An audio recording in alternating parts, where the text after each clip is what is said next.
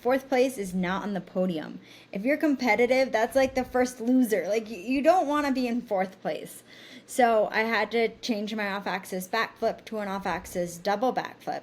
And on landing that trick, I caught an edge and I whiplashed my head onto the snow. So my brain started bleeding in 8 spots and I hurt my right brainstem, which completely paralyzed the right side of my body.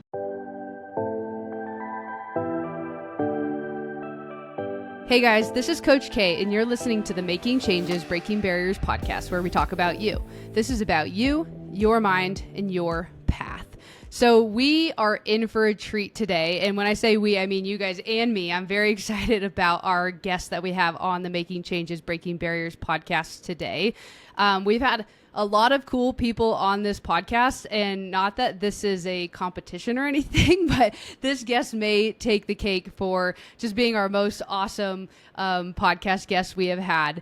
I say it's not a competition, but we're all, I'm an athlete, she's an athlete, and we're competitive, so it is a little bit of a competition, I guess. I'm going to go ahead and just jump right into her bio so we can get into this conversation and hear from our guest as much as possible. So our guest today is Jamie MoCrazy. Jamie's journey is a testament to the power of resilience, courage, and unwavering determination. From her early triumphs in gymnastics and skiing to her historic achievements in the skiing world, her story took an unexpected turn when a skiing accident changed the course of her life. Picture this. Jamie was the first woman in the world to flip off a rail in a ski competition. Jamie won the first ever slopestyle skiing junior world championships in New Zealand and then proceeded to convince the IOC, which is the International Olympic Committee, I had to look that one up myself, to add slopestyle skiing to the Olympics.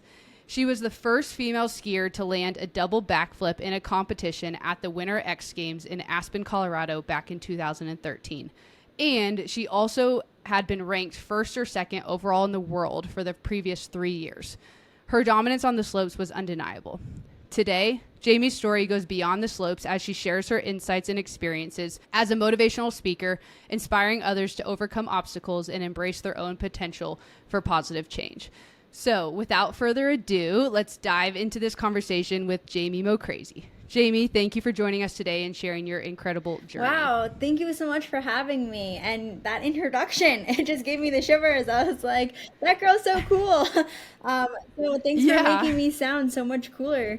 Oh, no, this is all you. You're definitely that cool. And we're very, very excited to have you here with us today. I have to start with this, and I didn't even prep you for this question, but as I was kind of thinking about today's interview and what I wanted to ask you, this one just like kept coming to my mind. But MoCrazy is your real first name, or it's not, right? MoCrazy isn't your real name, your real last name. Well, so that's an interesting story.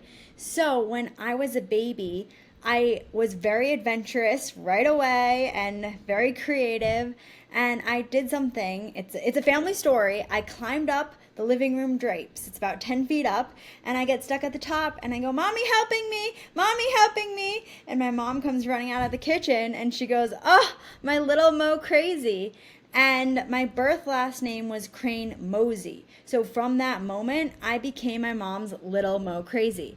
And then you said something about competition and how I might be your best guest, which is awesome because I love competing.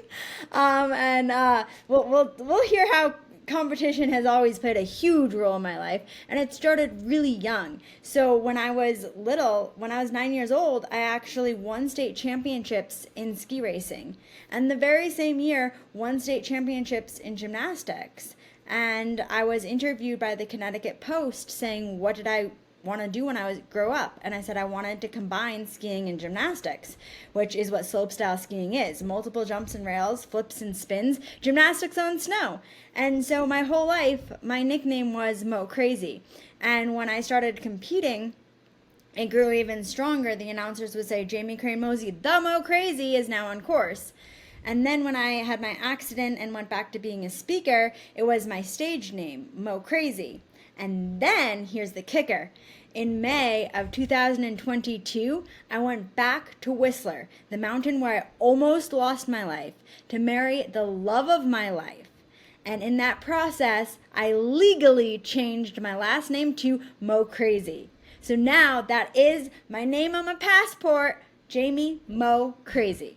That is awesome. I knew that there was a story behind it, but I feel like that just like blew whatever I thought it was going to be out of the water. So I love that. I love most about it that the nickname came from before you ever even, were like a professional skier. I was thinking, as soon as you started doing a lot of the stuff that you were doing on the ski slopes, it was like, oh, okay, that nickname came from some announcer or some reporter or something like that. But the fact it came from basically when you were a baby, and has stuck with you, and now is your legal last name. And did your husband take the last name as well? So he did not take the last name as well, but he was very supportive of me taking the last name, and believed it was my identity and like my brand and like who I was. And our kids will be MoCrazy clerks. Yeah. Oh my gosh. That's so awesome. Well, I love that story. Thank you. Thank you for sharing. And yes, I mean, from reading more about you and kind of following you on social media and all this, I can totally tell that you have that competitive drive in you. It's obviously very clear from all the accomplishments you had when you were skiing as well, and what you have done after the accident too, which we're going to get into. But let's backtrack a little bit, and I want to ask if you can share a bit about your journey from being a world-class ski champion, like we've talked about already in some of those accomplishments, to the accident that you faced, and kind of what happened after that. Yeah, well, I would love to explain that. And one of the most important things about it is that I remember very little. And so some of my last memories are driving up to Whistler with my little sister. And it was her first World Tour finals that she made to compete in halfpipe. And Jeannie is currently still a professional halfpipe skier. So that's super exciting. But this was her first World Tour finals. And she gave me a hug, and I dropped in for the run that would change my life. And so what happened that day that I've been told is that after my first run, I was sitting in fourth place. And as we've already discussed, fourth place is not on the podium. If you're competitive, that's like the first loser. Like, you don't want to be in fourth place. So I had to change my off-axis backflip to an off-axis double backflip. And on landing that trick, I caught an edge and I whiplashed my head onto the snow. So my brain started bleeding in 8 spots, and I hurt my right brainstem, which completely paralyzed the right side of my body. And so it's really dramatic because my little sister was at that event and gave me a hug when I dropped in for my run.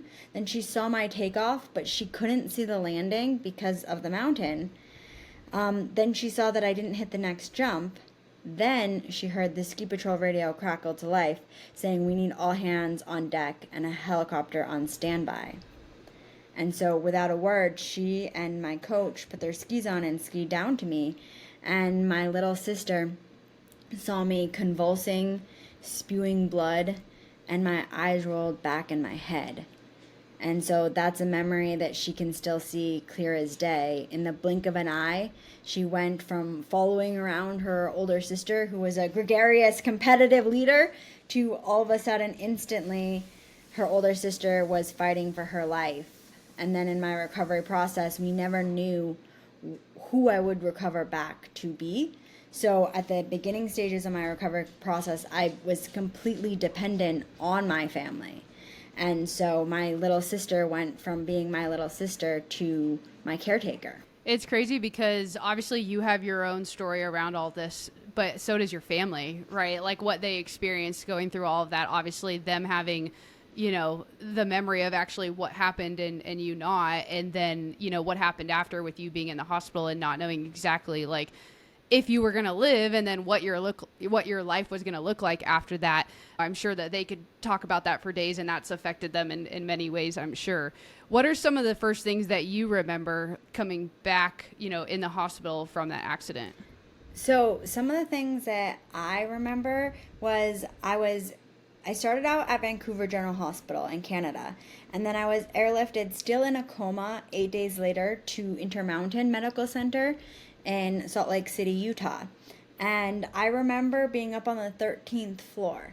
And actually, when my mind was coming back and I started having some memory retention, I didn't believe that I was in a hospital. I was like firmly convinced that old people and sick people went to the hospital. And I had pictures all over my wall. I had a hammock. My mom was living there. It wasn't a hospital. Plus, I could prove it to the nurse when she asked me every day, "Where are you?" It's not a hospital because when you poke me with the needles, it doesn't hurt. So they're not real. And then they had a really hard time knowing what to say to their patient where it didn't hurt her because she was still paralyzed on that side of her body when they poked her with the needles. But that mindset stayed throughout my recovery. I did, after I left the hospital, begin to realize that I had been in a hospital. And I was still in denial of how critical my accident was until I went back to Whistler for my 1-year injury anniversary. And when I went back to Whistler, I met my ICU neurosurgeon and I met my first responders, and they all said that my recovery was miraculous. And I actually clearly remember my first responders saying, "We believed that you had a 1 in a miracle chance of surviving, but we fought for that miracle." And that just still gives me goosebumps. And I realized that when my mom said I had a miraculous recovery, it wasn't just being a mom. I actually did. So I began to realize the platform that I had to actually recognize and acknowledge my heroes, because I would not be here without my first responders. I would not be here without my medical team. I would not be here without the education that my family caregivers led by my mom had. And some of that education is that my mom had studied early childhood brain development in her master's in her early childhood education and had a master's in psychology prior to my accident. So now she's actually a PhD candidate on mind-body medicine with a focus on traumatic brain injury recovery, so she can put science back behind everything that she advises as an expert for MoCrazy Strong. But before my accident, she had the education on neuroplasticity, and that played a huge role. So all these different aspects, they're the heroes. They're the people who created what you're seeing in front of you, who you're interviewing. I didn't have control of my life for months of my life. Like even when I left the hospital, I couldn't drive a car when I left the hospital. It took me months to get back my license. And then it took beyond that for me to start having the eligibility to make decisions as an adult again. Like my own competence needed to return. So it was a giant process, and if I did not have all that strength, education, and advocacy for the people who surrounded me in all the different formats, I would not have had the recovery that I had. Well, by the way, your story gives me goosebumps too. And when I hear about, just the chance that you had to not only be here today talking to us and walking around, but also just to live, right? That it was a miracle. Obviously the support you had around you played a huge part, if not like it meant everything when it came to your recovery, especially early on. But I am curious for you specifically, at what point, or maybe never, but was there a point where mentally it kind of hit you how big of a recovery process this was going to be for you, and how far you had to come to basically be where you're at now?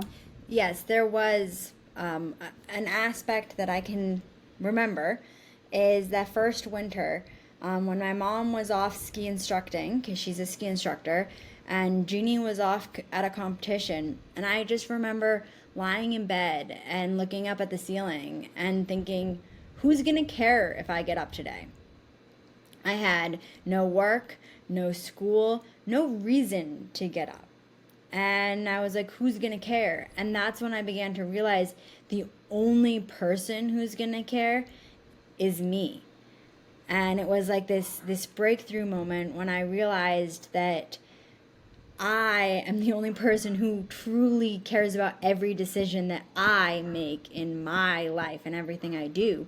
And so I realized I needed help and I needed to make a change because I was falling into depression. And luckily, my mom also saw that I was falling into depression. And so there's an organization called High Fives, which gives out grants to individuals who've had life-changing injuries in the outdoors and want to get back to the outdoors. And so she told me that High Fives had paid for me to get psychotherapy, mental therapy. And so if I didn't go, I would be wasting their money. Because even though I began to realize that I needed help and I needed a change, I didn't think I needed therapy. I was announcing a DO tour and I had lived. I was supposed to be so grateful that I had lived. Like, could you believe that I was alive? So why was I crying multiple times every single day? And why was I having these emotional outbursts? So I was just trying to hide it and push it away. And I didn't think that I deserved to get help because I didn't need it. But once my mom said that they had already paid, and so if I didn't show up, I would be wasting their money, that was a click that got me to show up. And the first session, I just cried. And then since then, it's been one of the most life-changing things that I did in my recovery. And they hadn't already paid, so I wouldn't actually be wasting their money. But my mom knew how to get me. So that was really great. And then another thing I did was I went back to Westminster University, and I went back to the college environment, so I would have teachers grade me, and I would have things I had to do, goals I had to set, and I would be judged. And let me tell you, sometimes on like exam week, I'm like, did I really want to come back to get grades and exams? But I really did. I wanted that reason to get up. I wanted somebody to care, someone to get upset if I wasn't there. And so I realized that I needed to do things in my life to give myself the accountability, and have other people give me the goals and accountability. You described what I read in your on your website is the mantra, be your own best, be your own personal best. And, you know, I that really resonates with me as well. I really thrive off of, you know, having goals and having that accountability. And it sounds like that's something that really helped push you through those terribly hard moments. And then obviously your mom knowing how to just push your buttons exactly right, which it's funny how sometimes parents know how to do that, was really, really big for you as well. So, Jamie, the accident was in 2015. It's obviously 2023 now. Is there therapy that you're still doing in terms of like, you know, brain therapy, physical therapy, like anything like that you're still doing to this day? Not directly connected to brain injury. So there are still some aspects, like I'm very conscious about my diet and I try to eat healthy, natural foods, stay away from processed foods, stay away from sucrose, stay away from things. And then I also like to do yoga, and I like to do Pilates, and I like to do bar class. So like I'm always very active, and I do make an effort to always keep trying to stimulate my brain. Like my husband's mom's side of the family is Portuguese. And so we're learning the language on Duolingo, and we do that every night. And I do firmly believe that, and I know scientifically that you need to stimulate your brain to keep those brain pathways firing, to keep your mind from going down. And so as we're all getting older, you do need to make a conscious effort to protect your brain. But it's not directly related to the brain injury. I'm sure my listeners will be curious about this. I know you said that's kind of like what everyone wants to know or asks, but how long did it take you to be able to walk again? And then how long was it before you put on skis and were able to go down a hill again? Yeah, well, that part was fast. So because I had been an athlete, and I had that mindset, I had grown up with a mindset. So again, back to my mom, and some of the background education she had before my injury, which makes her now the MoCrazy Strong expert, is so she had a federal grant from the government to teach self-esteem to women when I was growing up. And so that led me to believe, when you mentioned be your own personal best, that if I did my own personal best, I could do whatever I wanted. And so that's what led me to break boundaries and become the first woman in the world to double flip at X Games, was because it was my own personal best. And then after my brain injury, my own personal best changed dramatically. all of a sudden my own personal best became swallowing one sip of water. It took me over a week after my feeding tube was taken off to be able to swallow water, one sip, without coughing. And so that was my own personal best. But since I had that understanding, I knew I needed to keep performing at my own personal best to be able to reach the dramatic goals that I wanted to accomplish. So that led to me really understanding how to do my physical recovery. And so relearning my movement on the right side of my body, it was sped up by my mom taping down my hand for set periods of time during the day. So I was rebuilding my synaptic connections and brain pathways because I did have to do all that work. But I completely understood that. After an ACL surgery, which I had multiple of, you can't walk, so you have to go through your rehab and become able to walk again. So you set your attainable goals, which for me was goals like relearning how to walk up the stairs. And you set those goals so you can reach your growth goals, which back in the hospital when I couldn't walk upstairs, my growth goal was to return to skiing. And actually, that very next winter, so the first winter after my accident, I did return to skiing with the National Ability Center in Park City, Utah. So I went with a center that is trained for cognitive and physical disabilities. So I had a coach who was trained to support that. And I did have to relearn how to ski. So I started on the most basic runs and then I advanced up. But the physical recovery was definitely the fastest. And so by about a year, I seemed to be recovered. However, my cognition wasn't there. I was still having memory loss. I was still finding it difficult to articulate the words for what I really meant in the sentence. I would mix up words and say something but really mean something else. And my emotional stability was really off the charts. So that winter was actually when I got the most depressed. That first winter, when I really began to realize that even though I went back to skiing, I made the choice not to return to competing because I knew I would have to fall a lot to be a professional athlete again. And I knew it was really risky, and I had had so much support that I just didn't want to die in front of my mom. I really didn't want to do that. And I just felt so guilty. And so I knew if I felt guilty every time I was trying something, that was just not the mindset that you can have and be a competitive athlete.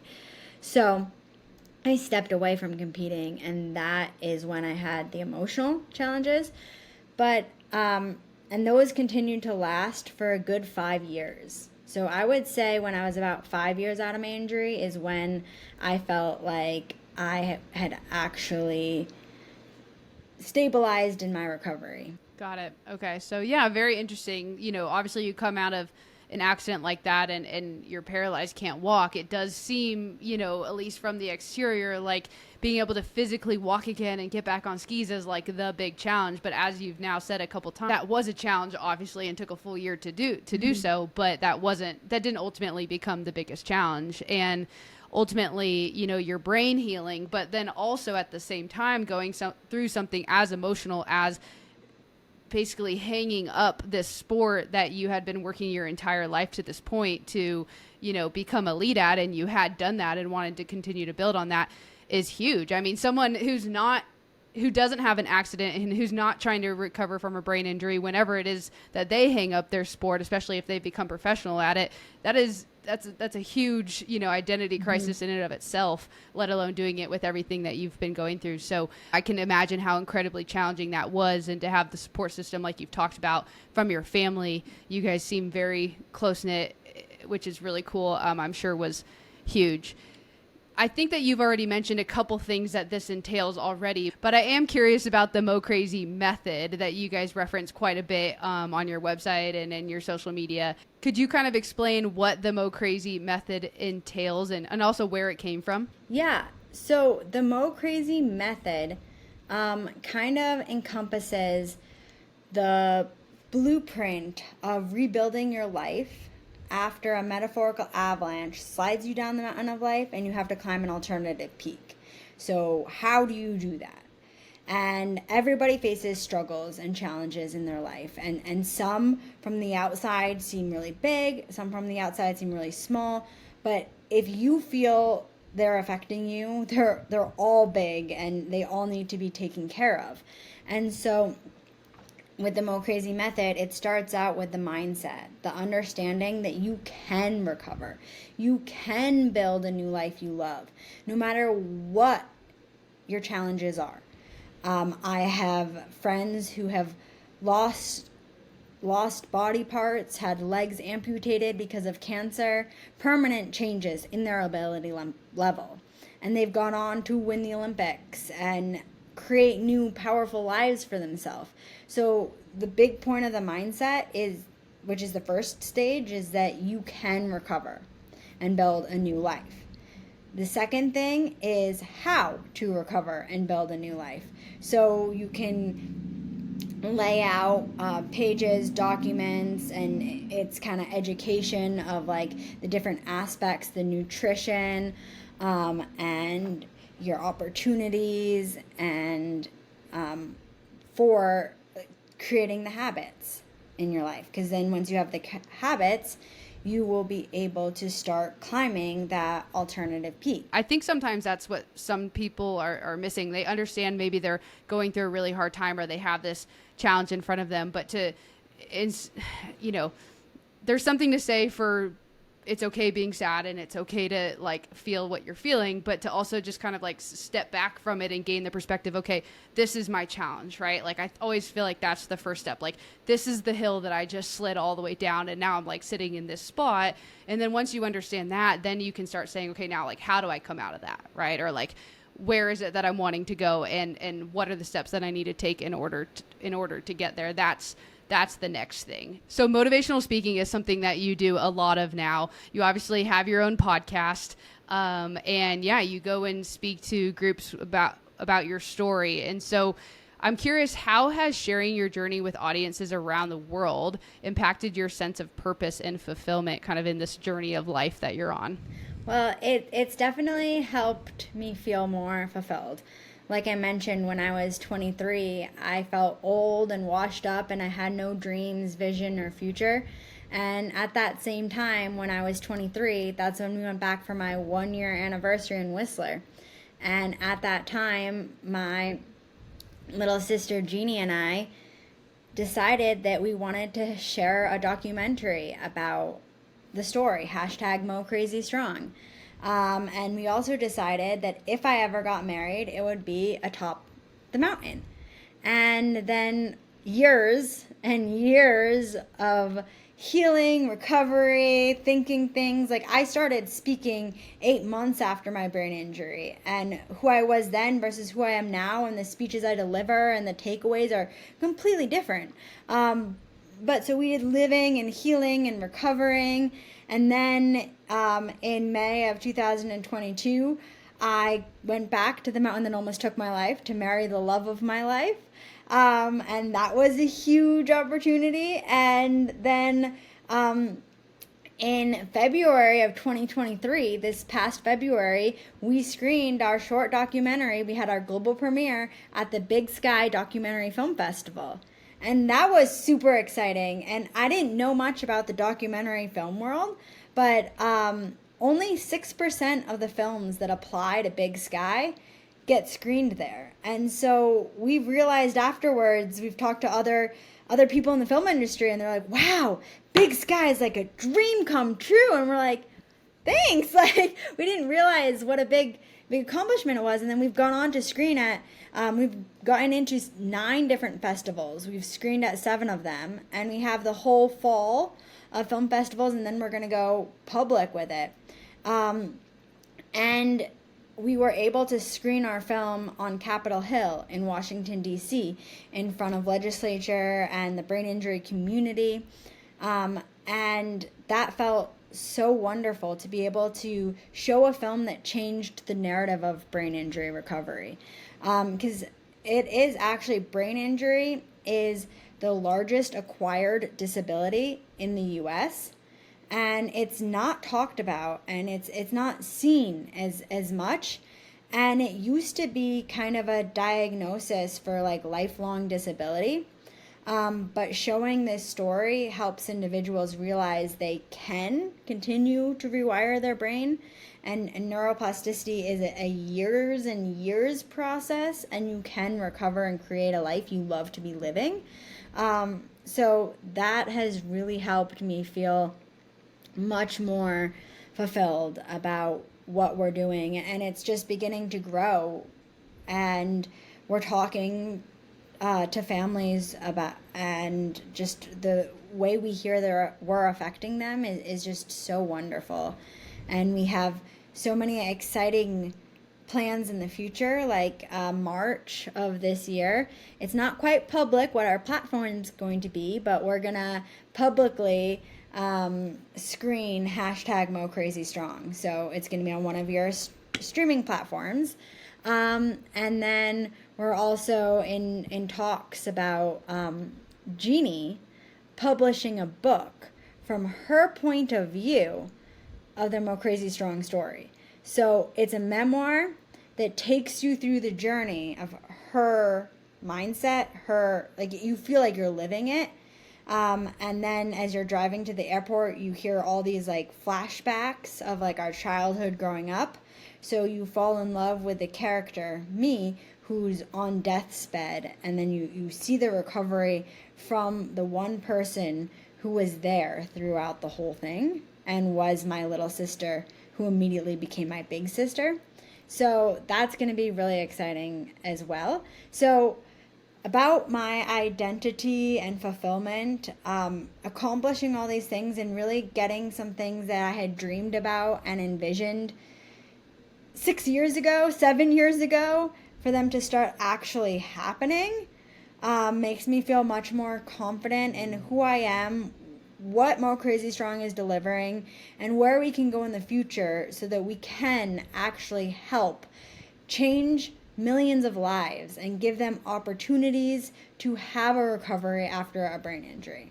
That's really awesome, Jamie. Thank you for sharing all that. I know that I'm like really, really excited to watch that film that you guys are putting out. I haven't seen it yet, but I will definitely be looking out for if it happens to come anywhere near me to go see it. But if not, watching on that platform, like you mentioned, hopefully in March. And I know I've said this a couple times already, but how cool to be able to do all this with your family. You know what I mean? Obviously, it's very cool for you individually and being able to accomplish these things, which I know takes a ton of work, right? Like it takes a lot of work to be a pro athlete. Obviously, it's like, that's your full-time job and you're putting a lot of work into it. But this is another sort of work that's also very challenging. And like you said, a lot of people try and do this sort of thing, like create films and be speakers and, get their stories out and aren't able to do so because it is just not only a lot of work, but I mean, there's a lot of strategy and everything behind it as well. So really happy for you guys and really cool for your family as well. Just out of, personal curiosity, how is your sister doing kind of like on the pro scene right now? Yeah, that's a good question. And it's pretty exciting because within the past couple of years, Jeannie actually started doing climate activism work for this country called Vanuatu, which is an island. It's 80 islands outside of near Fiji area in the South Pacific. Okay. And he started doing ambassador work with them. And then this past fall, they actually had an initiative that they proposed to the UN and it passed. And so she went to the UN and was like part of that. So she's really doing an amazing job of taking her ski career and combining it with like creating future careers and stuff. And so she, just this past year, her dual citizenship was approved. So she's actually representing Vanuatu in the competition world because nobody knows of the country. Well, no Americans know. And so bringing a light to that. And so that happened this past year. So that was exciting. And she's going to start training this fall. She took last year off because of our documentary and some family troubles we had.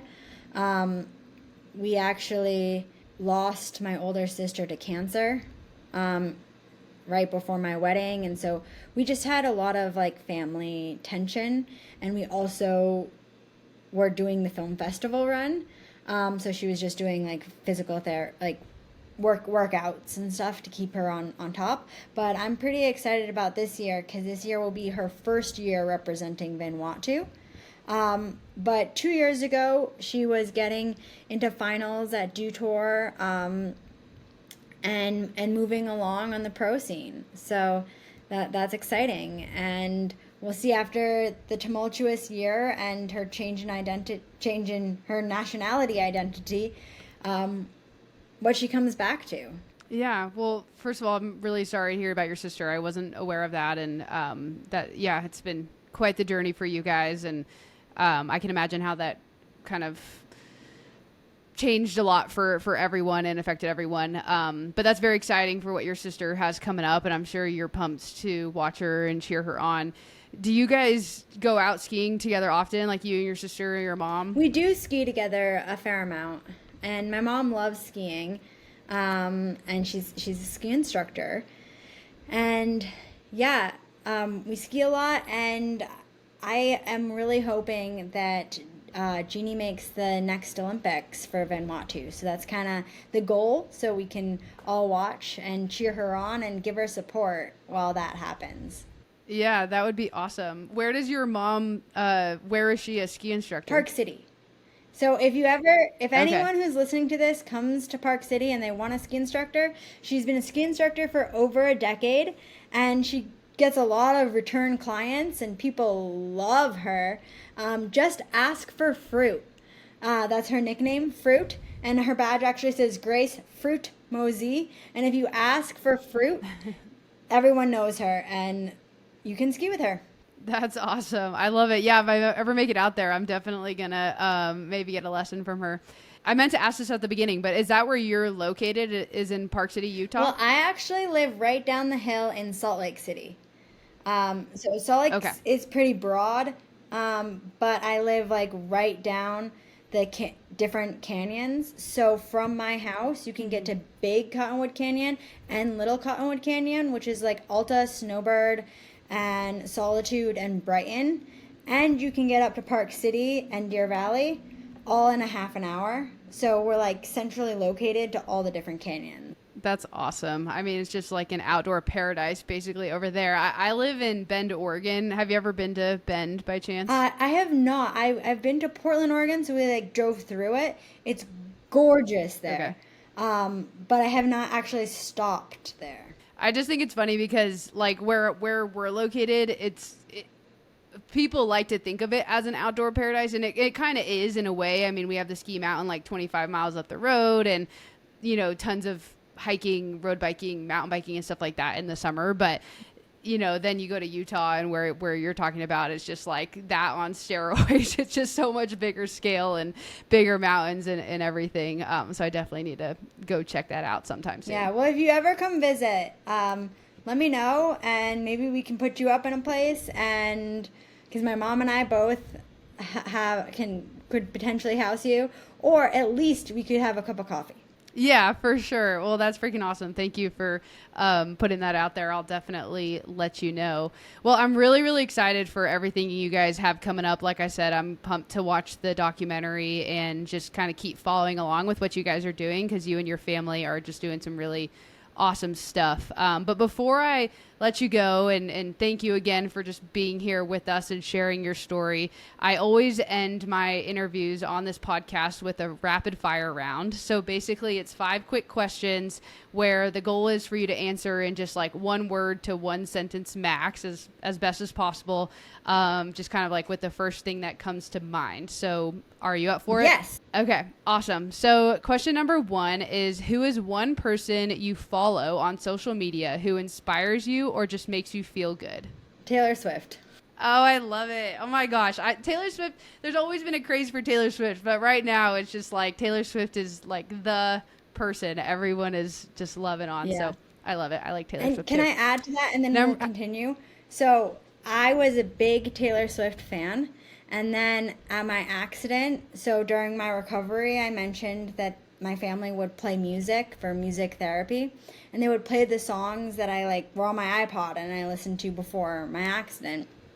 And then they started playing Taylor Swift, and I really connected to the song Style, because the chorus of it, we come back every time we go crashing down, and we'll never go out of style. We'll never go out of style. And I kind of grabbed onto that, and I grabbed it so hard that for years afterwards, I would just connect to like, I'm going to come back after I went crashing down, and I'm never going to go out of style. I'm never going to go out of style. So it really has, Taylor doesn't know how much her music played a role in my recovery, because it actually did in the hospital. But me latching onto that song so quickly in the hospital really motivated me to never go out of style.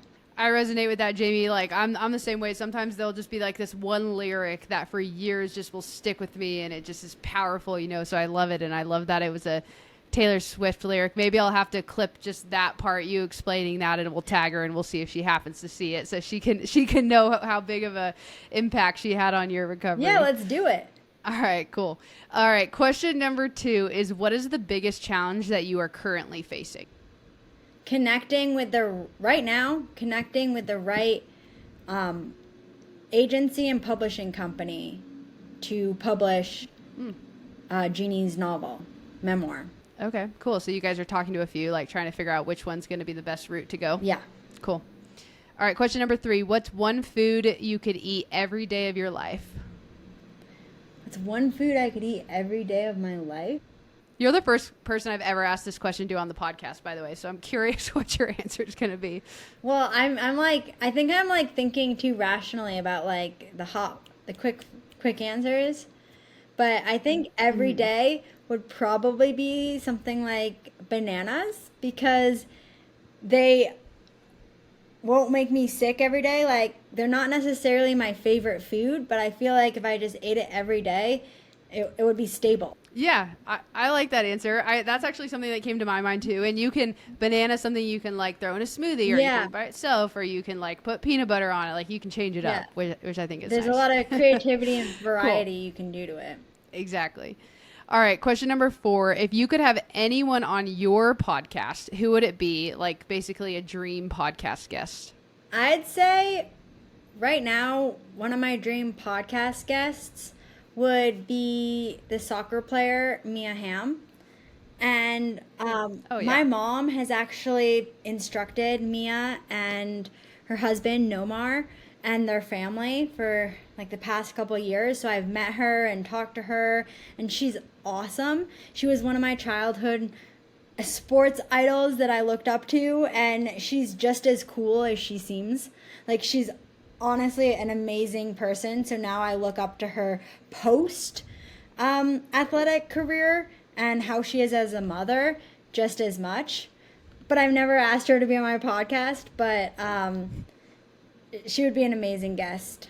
Yeah, I feel like you should ask her. I have no idea if she even does podcast, interviews or not, but that would be freaking awesome. I have to also share that my mom just went to the Women's World Cup in New Zealand, and then they went to New Zealand first, and then they were flying to Australia. She was with like a little group of friends, and Mia Hamm was on their flight. So as she was getting off the flight, she like texted me when she was on the flight, I'm going to ask Mia if I can get a picture with her. And I was like, I wonder how that's going to go.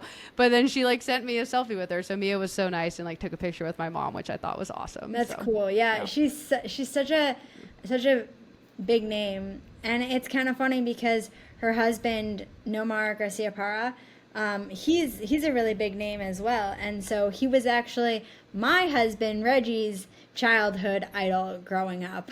So it was kind of funny. I was like, cool. I'm seeing both of our idols and actually going to get pizza with them.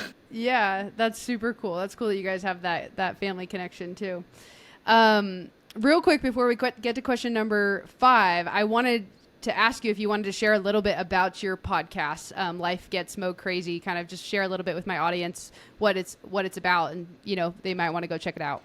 Yeah, well, Life Gets MoCrazy is about people who encounter struggles and traumas and challenges in their life, and how they climb alternative peaks afterwards, and so how they get over the trauma We interview survivors and caregivers and some different medical people connected to brain injury recovery, and talk about the opportunities, the mindsets, the habits people build to be able to climb an alternative peak after they encounter an unexpected trauma.